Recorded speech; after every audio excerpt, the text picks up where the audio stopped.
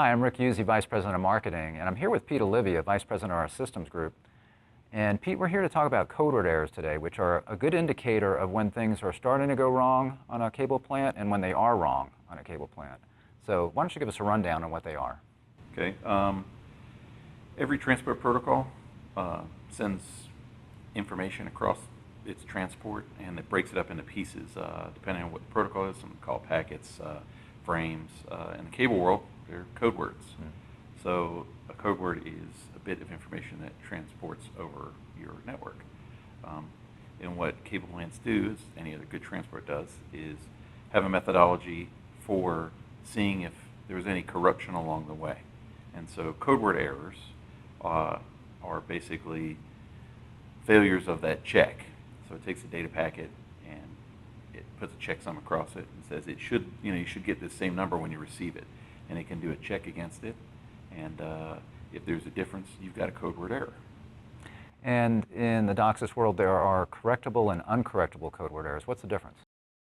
Sure. So in a correctable code word situation, we've had bad data to come across, but based on the checksum, they can compare what they received in the packet and what the checksum says to see if there's differences. And if there are only a few differences, we can correct those. It can turn a 0 into a 1 or 1 into 0 based on what it gets out of the checksum and reproduce the original transmission and keep the integrity.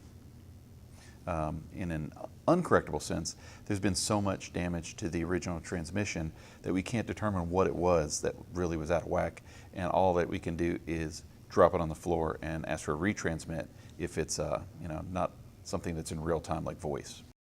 So obviously with codeword errors, I would think that there would be some kind of impact on the subscriber, especially if they're uncorrectable, right? Sure. In particular, if you're doing data like internet, you might see a little slowness. The experience will be a little rough. You might not know they were code words. It just seems a little bit slower because it's retransmitting. It's redoing it over and over again. In a voice sense, if you're getting clipping or ingress, it's corrupting the information going back to the head end. You'll see that with gaps or blips, or you can tell from a voice perspective because you can't retransmit what you said in the past. You'd have overlaps going on, so it kind of just throws it on the floor, so you get gaps and beeps and clips and things like that. And as far as diagnostics, this sounds like a great tool if you can measure these things, especially correctable, maybe to see when those start to rise, maybe uncorrectable as far as the experience that the subscriber would be having. Right, yeah, you definitely want to be able to see if you're having code word problems. A lot of the things that we look at in a diagnostics perspective are kind of leading indicators like SNR or MER, things like that. But when you're having code words, you're actually having problems. Transmission's actually interfered. So this is actually, I'm having a problem. So you definitely want to be able to look at that, and that's stuff that you can do in a lot of our products. True Vision will show you correctables and uncorrectables. Obviously, uncorrectables being worse than correctables. At least correctables, you're getting the transmission, albeit maybe a little impinged on the quality, but you can still go through. And I guess measuring that over time, you might see correctables rising over time, and eventually it's going to hit a wall and you're going to start seeing uncorrectables. So it's good to see that over time, right? Yeah, absolutely. And in fact, the more you use it, the more you'll see it, because you're not going to see it while there's no transmission. But as you use the medium more and more, the more you do on there, you're having a problem. You're going to produce more problems.